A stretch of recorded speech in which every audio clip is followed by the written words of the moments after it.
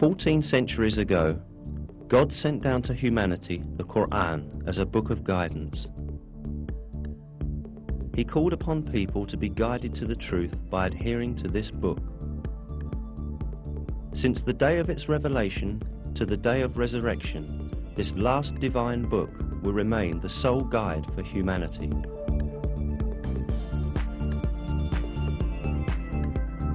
The matchless style of the Qur'an and the superior wisdom in it are definite evidence that it is the Word of God.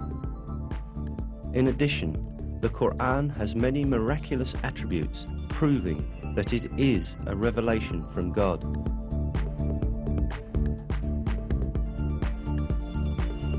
One of these attributes is the fact that a number of scientific truths that we have only been able to uncover by the technology of the 20th century were stated in the Qur'an 1,400 years ago.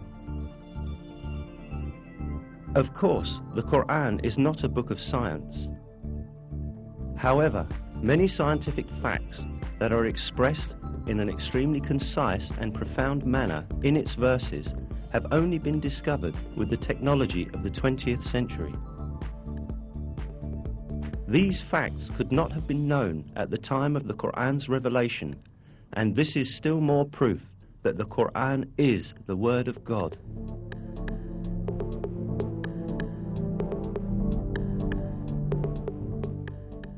In order to understand the scientific miracle of the Qur'an, we must first take a look at the level of science at the time when this holy book was revealed.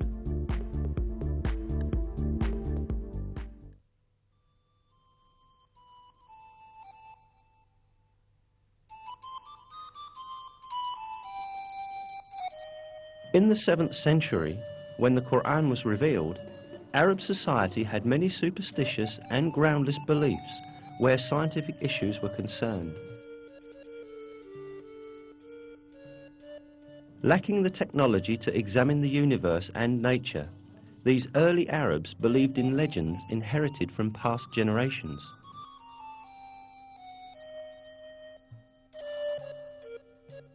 They supposed, for example, that mountains supported the sky above. They believed that the world was flat and that there were high mountains at both its ends. It was thought that these mountains were pillars that kept the vault of heaven high above.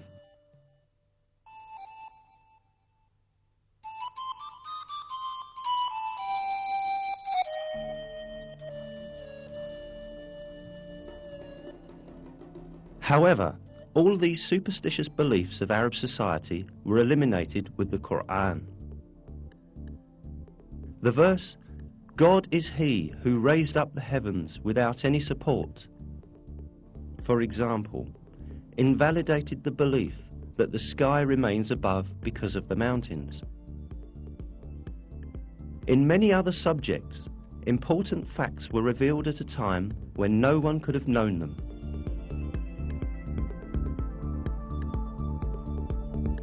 The Qur'an, which was revealed at a time when people knew very little about astronomy, physics, or biology, contains key facts on a variety of subjects such as the creation of the universe, the creation of the human being, the structure of the atmosphere, and the delicate balances that make life on Earth possible. Let us now take a look at some of the scientific truths revealed in the Qur'an.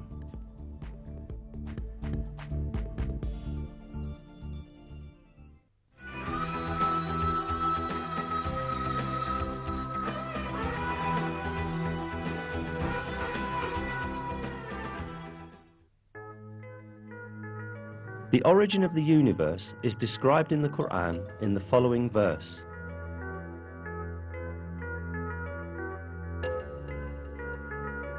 He is the originator of the heavens and the earth. This information given in the Qur'an is in full agreement with the findings of contemporary science. The conclusion that astrophysics has reached today is that the entire universe, together with the dimensions of matter and time, came into existence as a result of a great explosion that occurred in no time. This event, known as the Big Bang, produced the entire universe about 15 billion years ago, creating it from nothingness as a result of the explosion of a single point. Modern scientific circles are in agreement that the Big Bang is the only rational and provable explanation of the beginning of the universe and of how the universe came into being. Before the Big Bang, there was no such thing as matter. From a condition of non-existence in which neither matter nor energy nor even time existed, and which can only be defined metaphysically, matter, energy and time were all created. This fact, only recently discovered by modern physics, was announced to us in the Qur'an 1,400 years ago.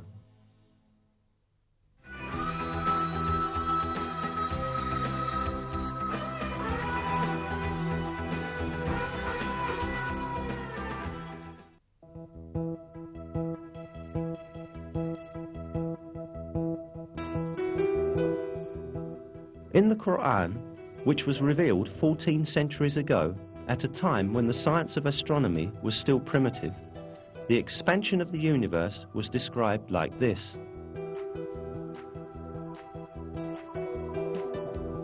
And it is we who have constructed the heaven with might, and verily it is we who are steadily expanding it.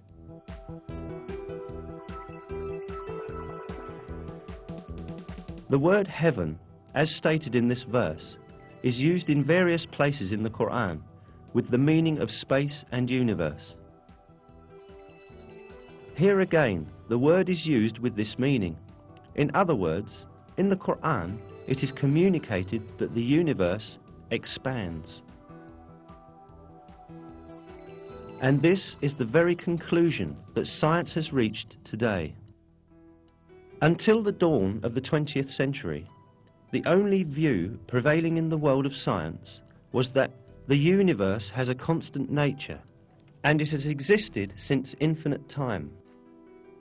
The research, observations and calculations carried out by means of modern technology, however, revealed that the universe in fact had a beginning and that it constantly expands.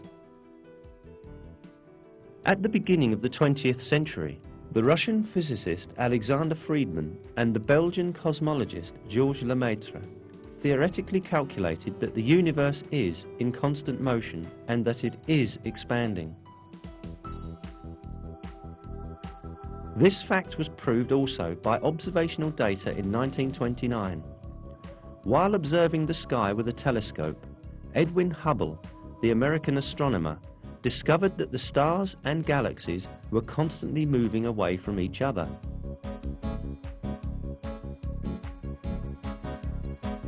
A universe where everything constantly moves away from each other implied a constantly expanding universe. The observations carried out in the following years verified that the universe constantly expands. This fact was explained in the Qur'an when it was yet unknown by anyone. This is because the Qur'an is the word of God, the Creator, and the ruler of the entire universe.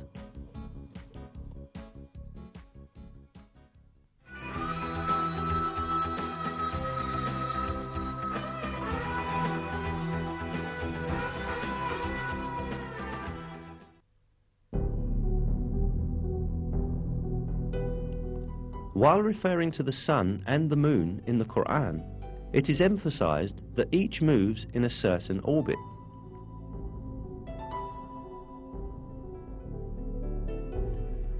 It is He who created the night and the day, and the sun and the moon. They swim along, each in an orbit.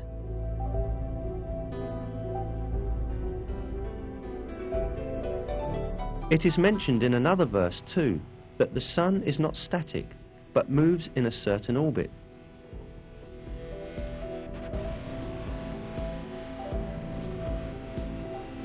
And the sun runs to its resting place. That is the decree of the Almighty, the All-Knowing.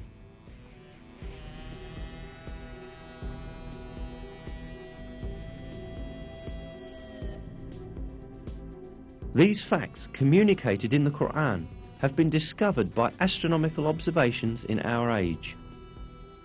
According to the calculations of experts on astronomy, the Sun is travelling at the enormous speed of 720,000 kilometers an hour in the direction of the star Vega, in a particular orbit called the solar apex. This means that the Sun travels roughly 17,280,000 kilometers a day. Along with the Sun, all planets and satellites within the gravitational system of the Sun also travel the same distance. In addition, all the stars in the universe are in a similar planned motion. That the entire universe is full of paths and orbits such as this one is inscribed in the Qur'an as follows: by the sky full of paths and orbits.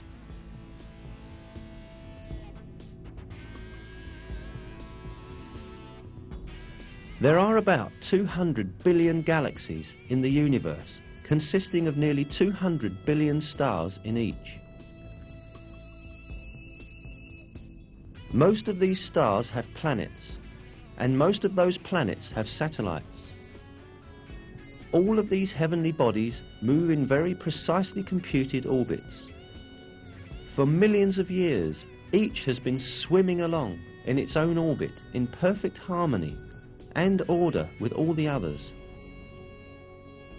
Moreover, many comets also move along in the orbits determined for them.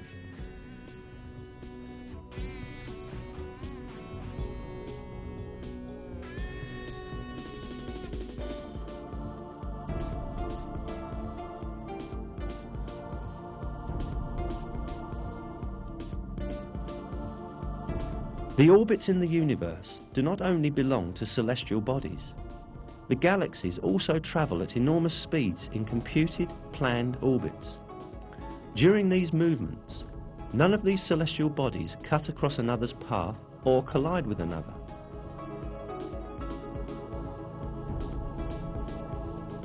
Indeed, it has been observed that some galaxies pass through each other with none of their components touching each other. Surely, at the time the Qur'an was revealed, humankind did not possess today's telescopes or advanced observation technologies to observe space in a range of millions of kilometers, nor the modern knowledge of physics or astronomy. Therefore, at that time, it was not possible to determine scientifically that space is full of paths and orbits, as stated in the verse. However, this was openly declared to us in the Qur'an that was revealed at that time, because the Qur'an is the Word of God.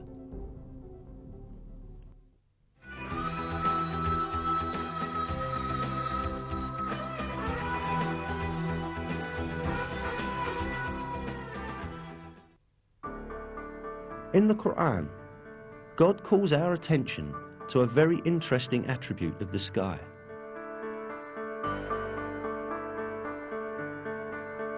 We made the sky a preserved and protected roof, yet still they turn away from our signs.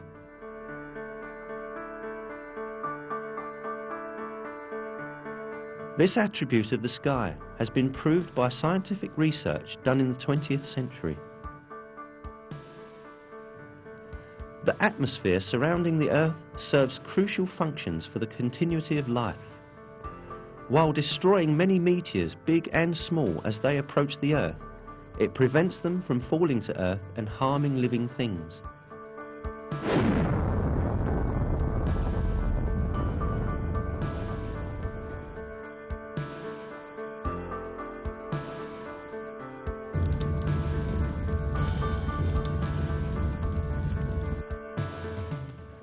In addition, the atmosphere filters the light rays coming from space that are harmful to living beings. Interestingly, the atmosphere lets only harmless and useful rays, visible light, near ultraviolet light, and radio waves pass through. All of this radiation is vital for life. Near ultraviolet rays, which are only partially let in by the atmosphere, are very important for the photosynthesis of plants and for the survival of all living beings.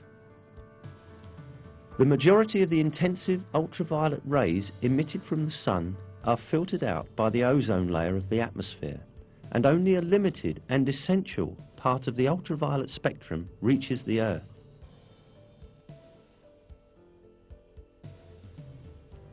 The protective function of the atmosphere does not end here. The atmosphere also protects the Earth from the freezing cold of the space, which is about -270 degrees centigrade.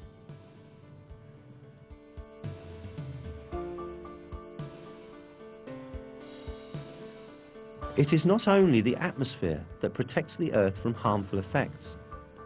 In addition to the atmosphere, the Van Allen belt, a layer caused by the magnetic field of the Earth, also serves as a shield against the harmful radiation that threatens our planet.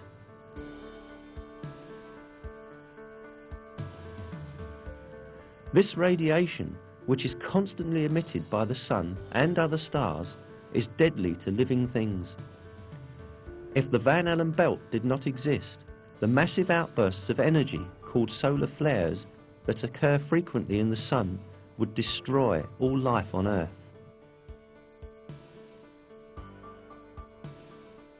The energy transmitted in just one of these flashes detected in recent years was calculated to be the equivalent to 100 billion atomic bombs, similar to the one dropped on Hiroshima.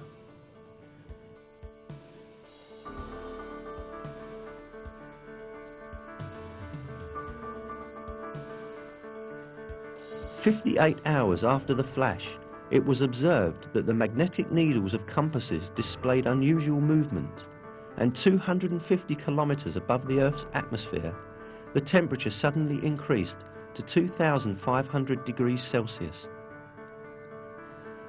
In short, a perfect system is at work high above the Earth. It surrounds our world and protects it against external threats.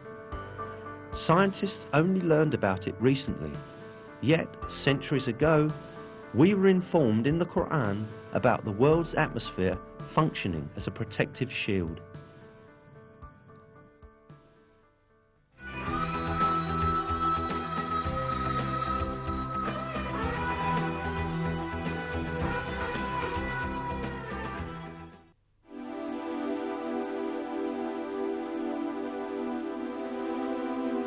The 11th verse of Surah At-Tariq in the Qur'an refers to the returning function of the sky.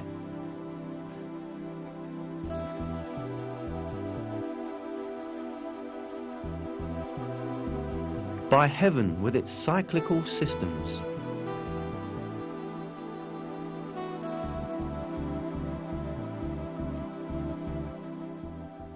This word, interpreted as cyclical in Qur'an translations, also has meanings of sending back or returning. As known, the atmosphere surrounding the Earth consists of many layers.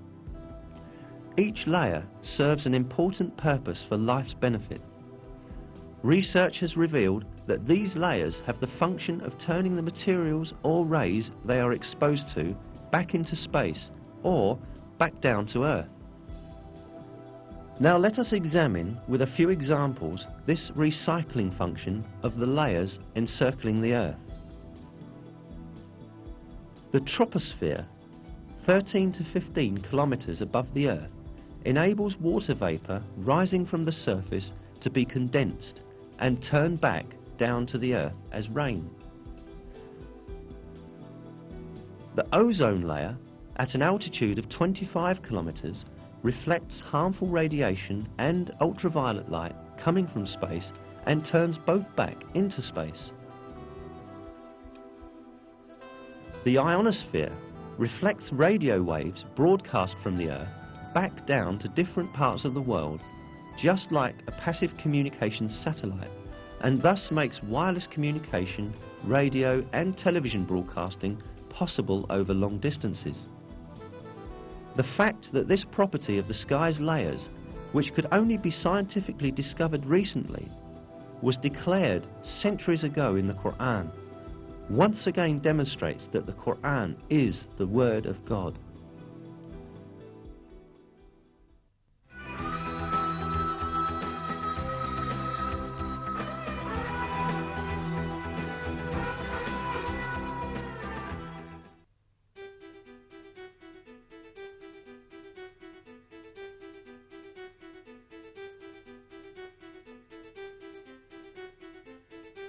One fact about the universe revealed in the verses of the Qur'an is that the sky is made up of 7 layers.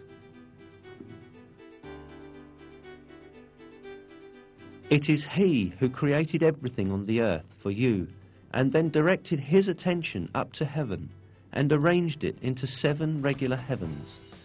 He has knowledge of all things. Then He turned to heaven when it was smoke. In 2 days He determined them as 7 heavens and revealed in every heaven its own mandate. The word heavens, which appears in many verses in the Qur'an, is used to refer to the sky of the earth as well as the entire universe. Given this meaning of the word, it is seen that the Earth's sky, or the atmosphere, is made up of 7 layers. Indeed, today it is known that the world's atmosphere consists of different layers that lie on top of each other. Furthermore, it consists, just as is described in the Qur'an, exactly of 7 layers. In a scientific source, the subject is described as follows. Scientists have found that the atmosphere consists of several layers. The layers differ in such physical properties as pressure and the types of gases. The layer of the atmosphere closest to Earth is called the troposphere. It contains around 90% of the total mass of the atmosphere. The layer above the troposphere is called the stratosphere. The ozone layer is part of the stratosphere, where absorption of ultraviolet rays occurs. The layer above the stratosphere is called the mesosphere. The thermosphere lies above the mesosphere. The ionized gases form a layer within the thermosphere called the ionosphere. The outermost part of Earth's atmosphere extends from about 480 kilometers out to 960 kilometers. This part is called the exosphere.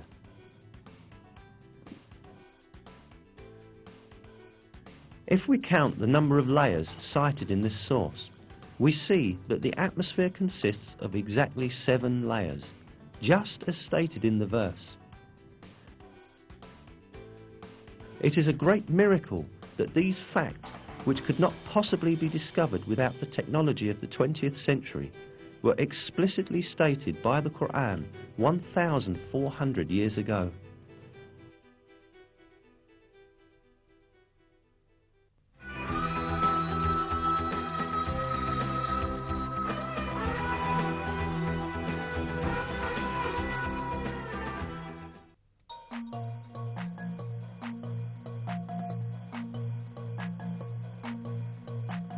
The Qur'an draws attention to a very important geological function of mountains.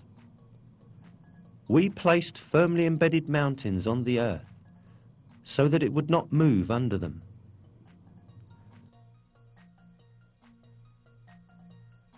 As noticed, it is stated in the verse that the mountains have the function of preventing shocks on the earth. This fact was not known by anyone at the time the Qur'an was revealed. It was in fact brought to light recently as a result of the findings of modern geology. According to these findings, mountains emerge as a result of the movements and collisions of massive plates forming the Earth's crust. When 2 plates collide, the stronger one slides under the other. The one on top bends and forms heights and mountains. The layer beneath proceeds under the ground and makes a deep extension downward. That means that mountains have a portion stretching downwards as large as their visible portion on the earth. In a scientific text, the structure of mountains is described as follows. Where continents are thicker, as in mountain ranges, the crust sinks deeper into the mantle. In a verse, this role of the mountains is pointed out through a comparison with pegs. Have we not made the earth as a bed, and the mountains its pegs?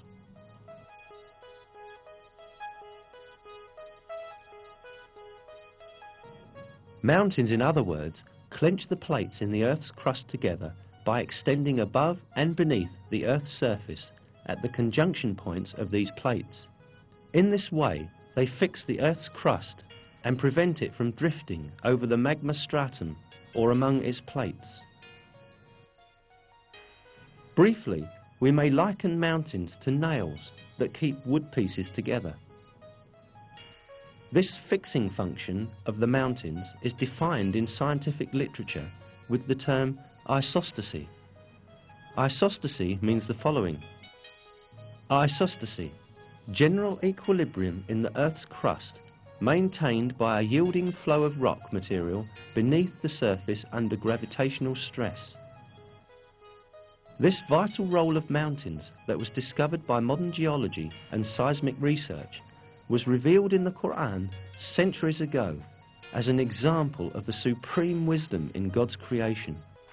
We placed firmly embedded mountains on the earth so that it would not move under them.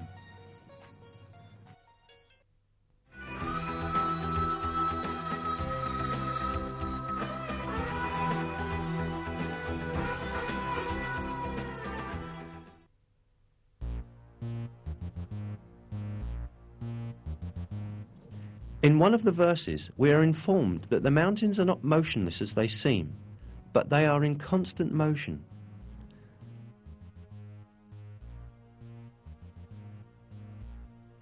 You will see the mountains you reckoned to be solid, going past like clouds. Such is the artistry of God, who disposes of all things in perfect order. Surely He is aware of what you do.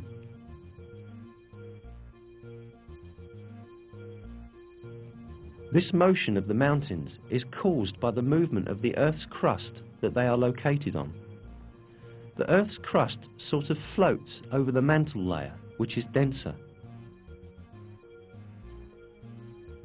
It was at the beginning of the 20th century when, for the first time in history, a German scientist by the name of Alfred Wegener proposed that the continents of the Earth had been attached together at the initial phases of the world, but then drifted in different directions and thus separated as they moved away from each other.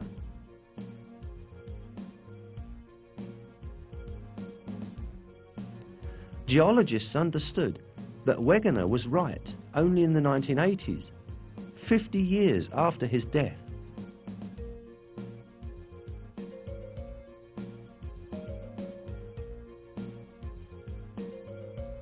Discovered as a result of the geological research carried out at the beginning of the 20th century, this movement of the Earth's crust is explained by scientists as follows. The crust and the uppermost part of the mantle, with a thickness of about 100 kilometers, are divided into segments called plates. There are 6 major plates and several small ones. According to the theory called plate tectonics, these plates move about on Earth, carrying continents and ocean floor with them. Continental motion has been measured at from 1 to 5 centimeters per year. As the plates continue to move about, this will produce a slow change in Earth's geography. Each year, for instance, the Atlantic Ocean becomes slightly wider. There is a very important point to be stated here. God has referred to the motion of mountains as a drifting action in the verse. Today, modern scientists also use the term continental drift for this motion. Unquestionably, it is one of the miracles of the Qur'an that this scientific fact, which has been recently discovered by science, was announced in the Qur'an.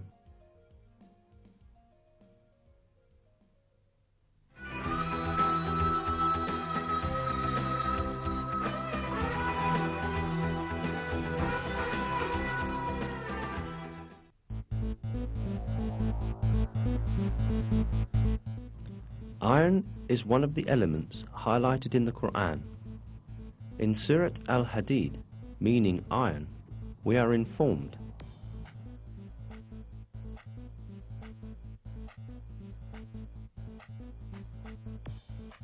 "And we sent down iron, in which there lies great force, and which it has many uses for mankind."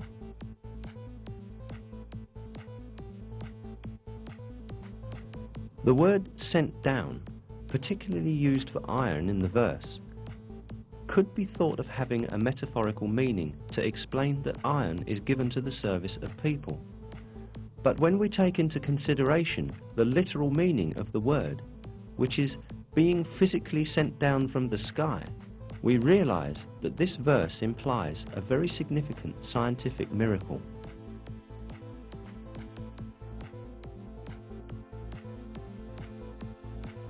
This is because modern astronomical findings have disclosed that the metal of iron found in our world has come down from giant stars in outer space. The heavy metals in the universe are produced in the nucleus of big stars. Our solar system, however, does not have a suitable structure to produce iron on its own. Iron can only be produced in much bigger stars than the Sun, where the temperature reaches a few 100 million degrees. When the amount of iron exceeds a certain level in a star, the star can no longer bear it, and eventually it explodes in what is called a nova or a supernova. As a result of this explosion, meteors containing iron are scattered around the universe, and they move through the void until attracted by the gravitational force of a celestial body.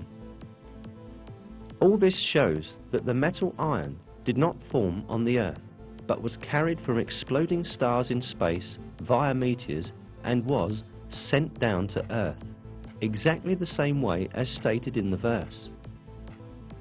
It is clear that this fact could not have been scientifically known in the 7th century, when the Qur'an was revealed. "And we sent down iron, in which there lies great force, and which has many uses for mankind."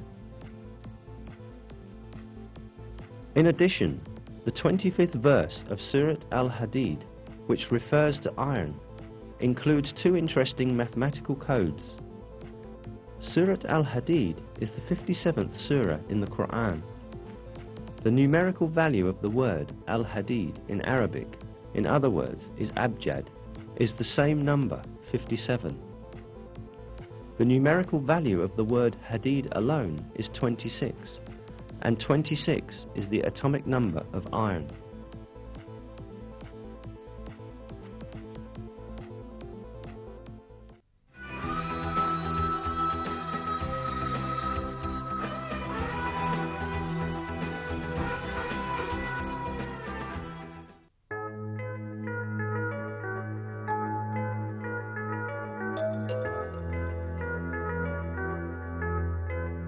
In a verse of the Qur'an, the fecundating characteristic of the winds and the formation of rain as a result are mentioned. "And we sent the fecundating winds, then caused water to descend from the sky, therewith providing you with water in abundance."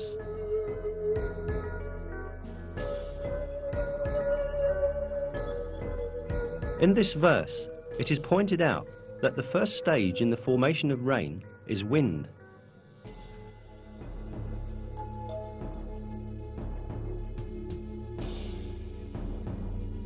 Until the beginning of the 20th century, the only relationship between the wind and the rain that was known was the wind's driving clouds.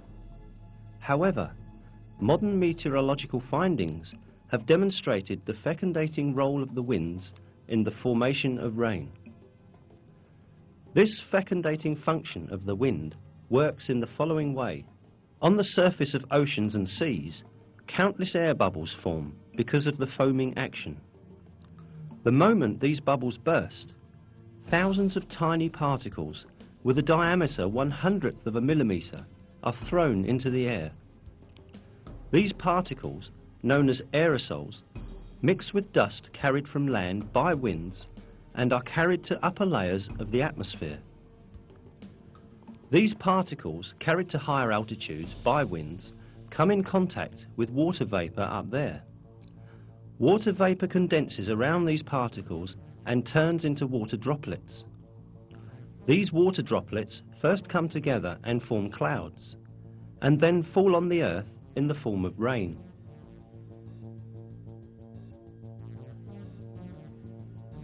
As seen, winds fecundate the water vapour floating in the air with the particles they carry from the sea, and eventually help the formation of rain clouds.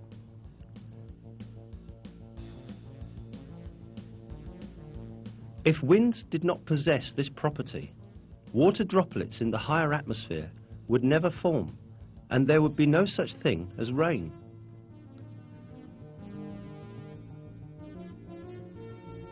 The most important point here is that this critical role of the winds in the formation of rain was stated centuries ago in a verse of the Qur'an, at a time when people knew almost very little about natural phenomena.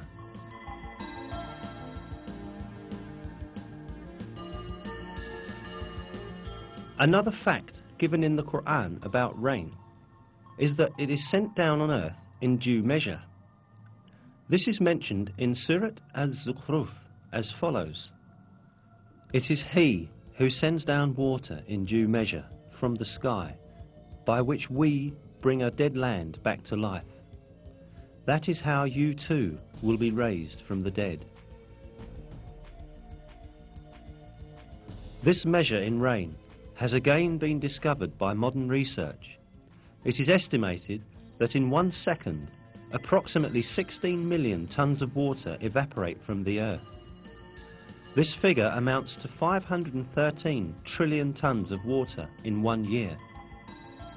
This number is equal to the amount of rain that falls on the earth in 1 year. This means that water continuously circulates in a balanced cycle according to a measure.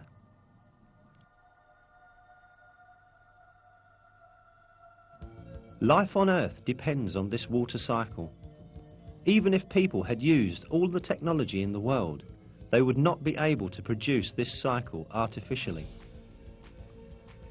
Even a minor deviation in this amount would very soon give rise to a major ecological imbalance that would bring about the end of life on Earth. Yet, this never happens, and the rain keeps falling every year in exactly the same amount, just as is revealed in the Qur'an.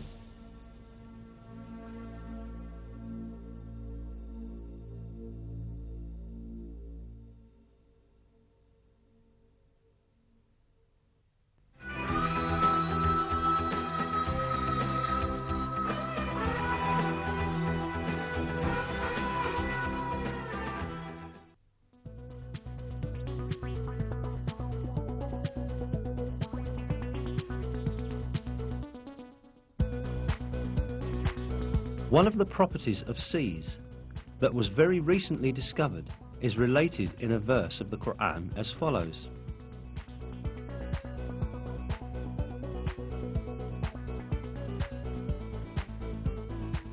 "He has let loose the two seas, converging together, with a barrier between them.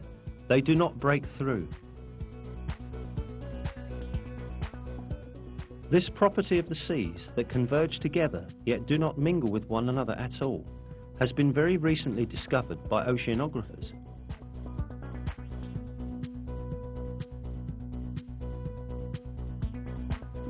Because of a physical force called the surface tension, the waters of neighbouring seas do not mix.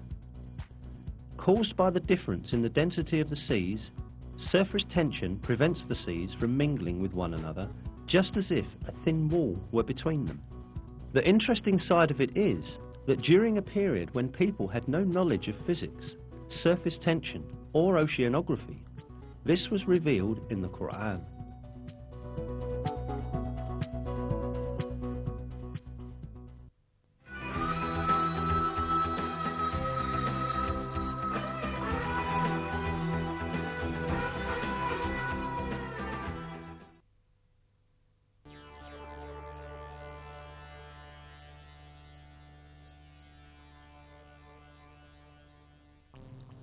Until fairly recently, it was thought that a baby's sex was determined by the mother's cells. Or at least, it was believed that the sex was determined by the male and female cells together. But we are given a different kind of information in the Qur'an, where it is stated that masculinity or femininity is created out of the sperm poured forth into the womb. That he created pairs, male and female, out of a drop of sperm, as it is poured forth. The improving disciplines of genetics and molecular biology have scientifically validated the accuracy of this information given by the Qur'an. And what we see. It is now understood that sex is determined by sperm cells coming from the male, and that the female has no role in this process.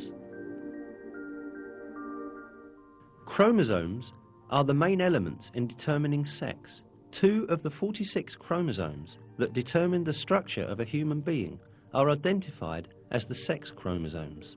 These 2 chromosomes are called XY in males and XX in females because the shapes of the chromosomes resemble these letters. The Y chromosome carries the genes that code for masculinity, while the X chromosome carries the genes that code for femininity. Formation of a new human being begins with the cross combination of one of these chromosomes, which exist in males and females in pairs.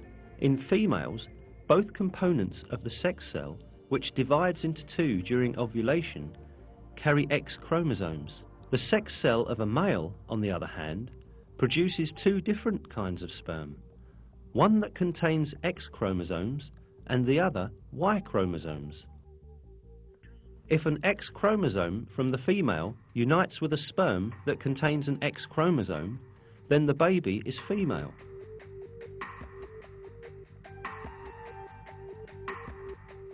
If it unites with the sperm that contains a Y chromosome, the baby is male.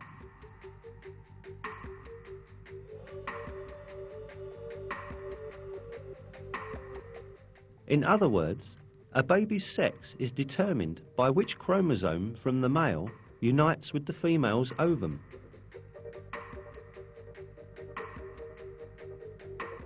None of this was known until the discovery of genetics in the 20th century.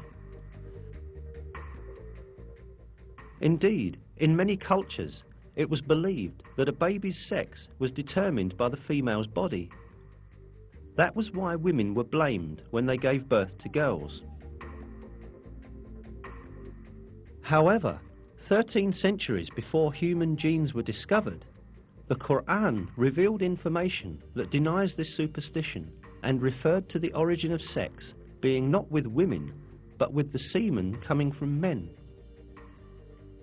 If we keep on examining the facts announced to us in the Qur'an about the formation of people, we again encounter some very important scientific miracles. When the sperm of the male unites with the ovum of the female, the essence of the baby to be born is formed. This single cell, known as the zygote in biology, will instantly start to reproduce by dividing and eventually become a piece of flesh. The zygote, however, does not spend its developmental period in a void. It clings to the uterus just like roots that are firmly fixed to the earth by their tendrils. Through this bond, the zygote can obtain the substances essential to its development from the mother's body.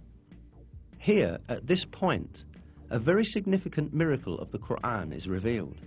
While referring to the zygote developing in the mother's womb, God uses the word Allâh in the Qur'an.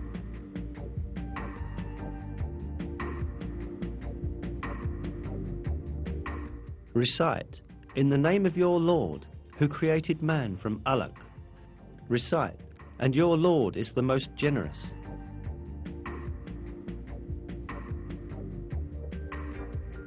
The meaning of the word Allâh in Arabic is a thing that clings to some place. The word is literally used to describe leeches that cling to a body to suck blood. Certainly, it is not a coincidence that such an appropriate word is used for the zygote developing in the mother's womb. This proves once again that the Qur'an is a revelation from God, the Lord of all the worlds.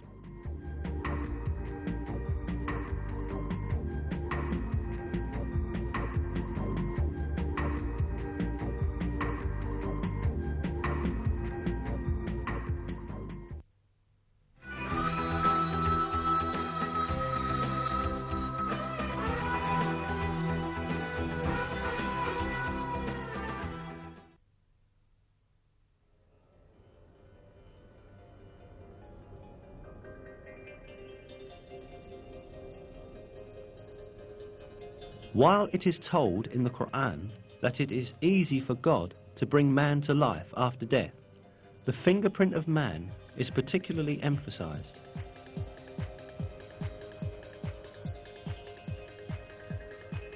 Yes, we are able to put together in perfect order the very tips of his fingers.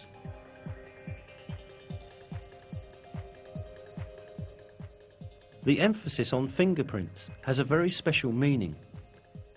This is because everyone's fingerprint is unique to himself. Every person who is alive or who has ever lived in this world has a set of unique fingerprints. That is why fingerprints are accepted as a very important identity card, exclusive to its owner and used for this purpose around the world. But what is important is that this feature of the fingerprint was only discovered in the late 19th century. Before then, people regarded fingerprints as ordinary curves without any specific importance or meaning. However, in the Qur'an, God points to the fingertips, which did not attract anyone's attention at that time, and calls our attention to their importance, an importance that could only be understood in our age.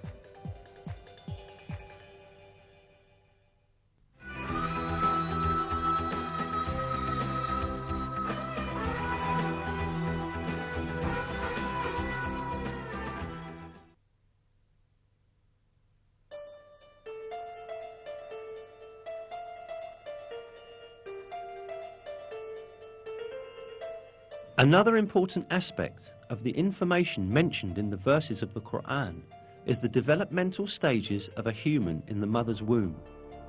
It is stated in the verses that in the mother's womb, first the bones develop, and then the muscles form which wrap around these bones.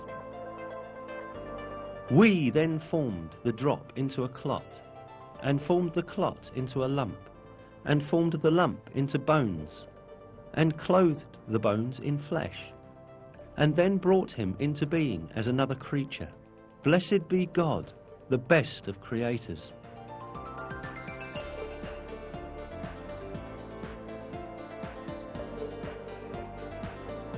Embryology is a branch of science that studies the development of embryos in the mother's womb. Until very recently, embryologists assumed that the bones and muscles in an embryo developed at the same time. For this reason, for a long time, some people claimed that these verses were in conflict with science. Yet, advanced microscopic research conducted by virtue of new technological developments has revealed that the revelation of the Qur'an is word by word correct. These examinations at the microscopic level showed that the development inside the mother's womb takes place in just the way it is described in the verses. First, the cartilage tissue of the embryo ossifies. Then, muscular cells that are selected from among the tissue around the bones come together and wrap around these bones. This event is described in a scientific publication with the following words. During the 7th week, the skeleton begins to spread throughout the body, and the bones take their familiar shapes. At the end of the 7th week, and during the 8th week, the muscles take their positions around the bone forms.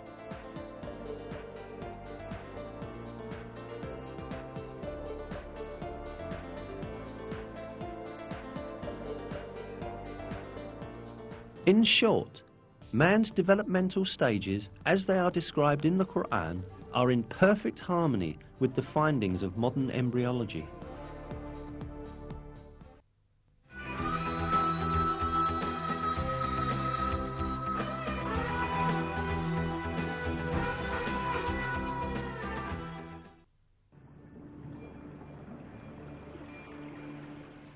In the Qur'an, it is related that man is created in a 3-stage process in the mother's womb.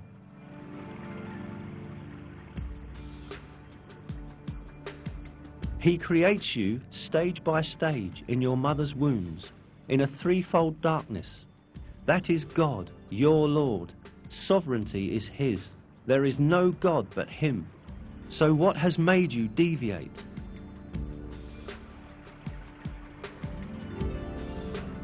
As will be understood, it is pointed out in this verse that a human being is created in the mother's womb in 3 distinct stages.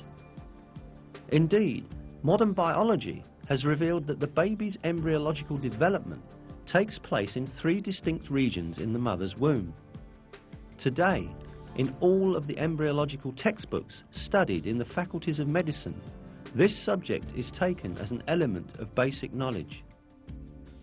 For instance, in Basic Human Embryology, a fundamental reference text in the field of embryology, this fact is stated as follows.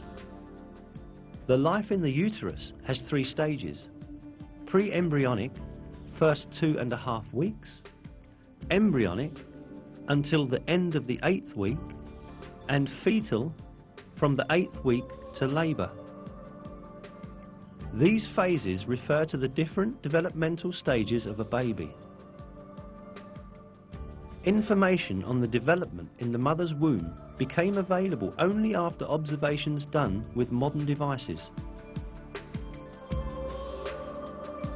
Yet, just like many other scientific facts, these pieces of information are imparted in the verses of the Qur'an in a miraculous way.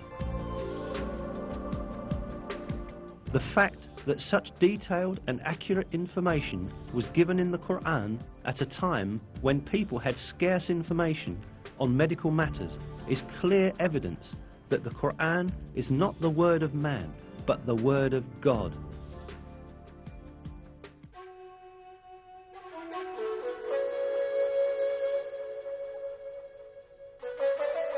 Another miraculous aspect of the Qur'an is that it revealed beforehand a number of important events that would occur in the future. The 27th verse of Surat Al-Fath, for example, gave the believers glad tidings that they would conquer Mecca, which was then under the occupation of pagans.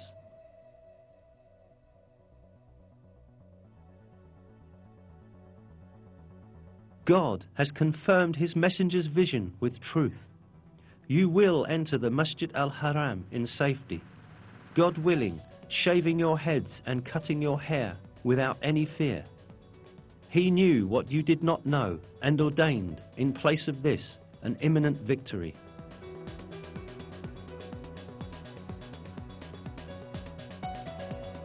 In close consideration, the verse is seen to announce yet another victory that will take place before the victory of Mecca. Indeed, as stated in the verse, the believers first conquered the Kaaba fortress, which was under the control of the Jews, and then entered Mecca.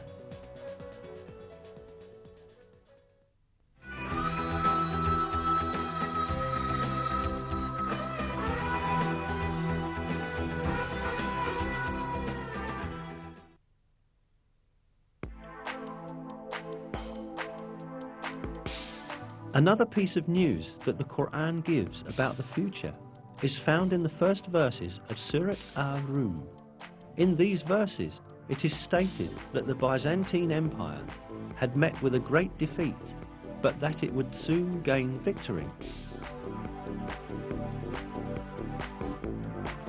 The Romans had been defeated in the land nearby, but after their defeat, they will themselves be victorious in a few years' time. The affair is God's from beginning to end.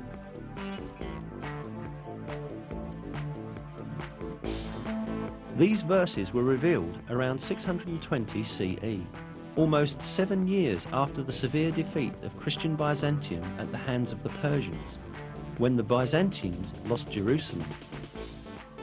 Yet it was related in the verses that Byzantium would shortly be victorious. In fact, Byzantium had then suffered such heavy losses that it seemed impossible for it even to maintain its existence, let alone be victorious again. Not only the Persians, but also Avars, Slavs and Lombards posed serious threats to the Byzantine Empire. The Avars had come as far as the walls of Constantinople. The Byzantine Emperor Heraclius had ordered the gold and silver in churches to be melted and turned into money in order to meet the expenses of the army. Many governors had revolted against Emperor Heraclius, and the empire was on the point of collapse. Mesopotamia, Cilicia, Syria, Palestine, Egypt and Armenia, which earlier belonged to Byzantium, were invaded by the idolater Persians. In short, everyone was expecting the Byzantine Empire to be destroyed. But right at that moment, the first verses of Surat Al-Rum were revealed, announcing that Byzantium would gain triumph in a few years' time.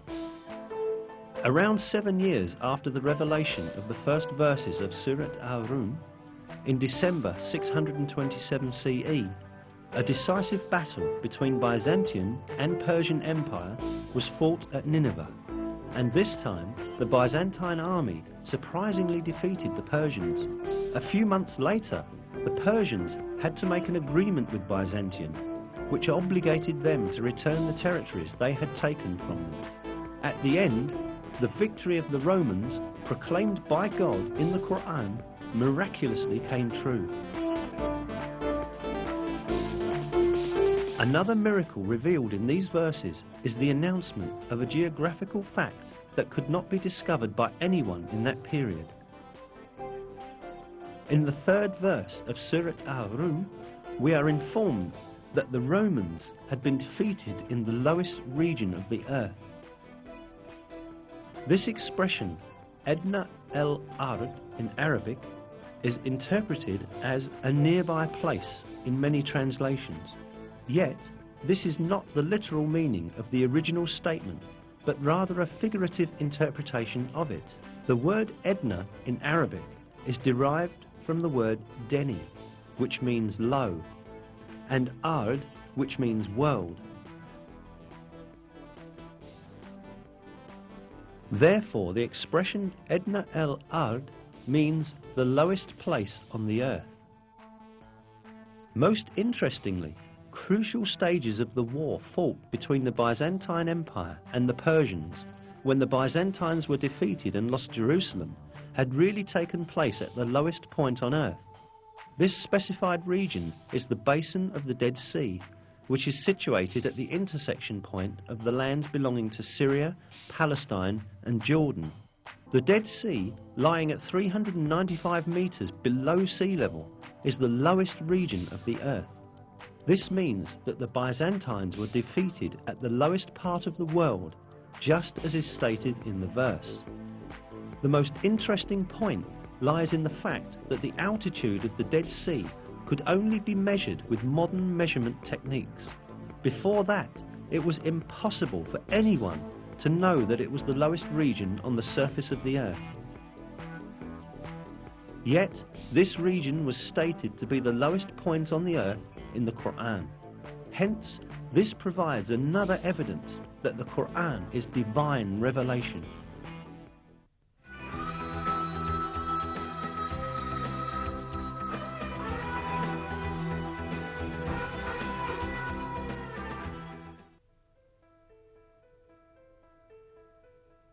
Apart from the miraculous characteristic of the Qur'an, which we have looked into so far, it also has a mathematical miracle. An example of this is the numbers of repetitions of some words in the Qur'an.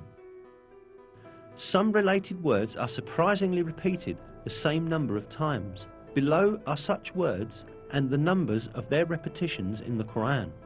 The word day is repeated 365 times in singular form, while its plural and dual forms, days, together are repeated 30 times. The number of repetitions of the word moon is 12.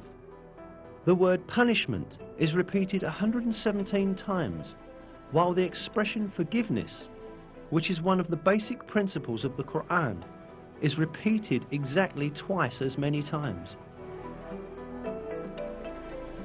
The number of times the words world and hereafter are repeated is also the same, 115.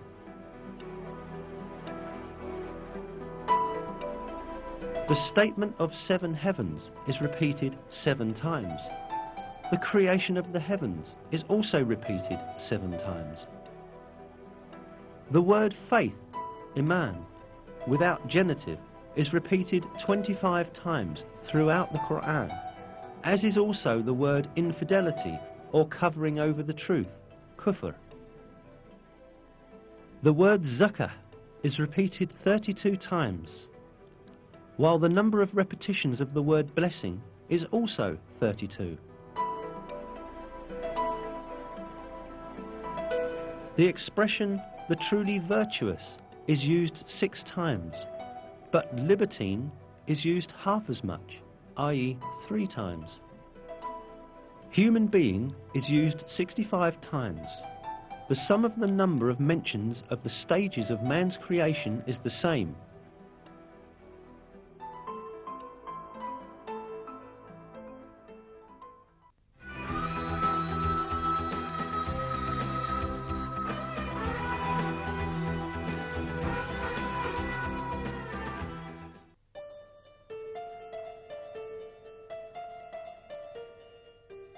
All that we have seen so far shows us an apparent fact. The Qur'an is such a book that all the news related in it has proved to be true, and facts that no one could ever have known at that time were announced in its verses. Certainly this provides clear evidence that the Qur'an is not the word of man. The Qur'an is the word of God, the originator of everything, and the Almighty, who encompasses everything with his knowledge. In a verse, God remarks on the Qur'an, if it had been from other than God, they would have found many inconsistencies in it.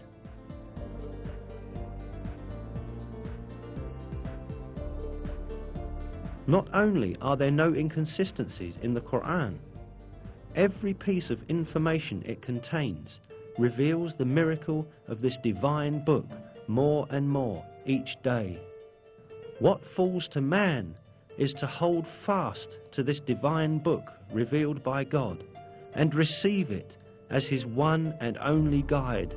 In one of the verses, God calls out to us, "And this is a book we have sent down and blessed, so follow it and have fear of God, so that hopefully you will gain mercy."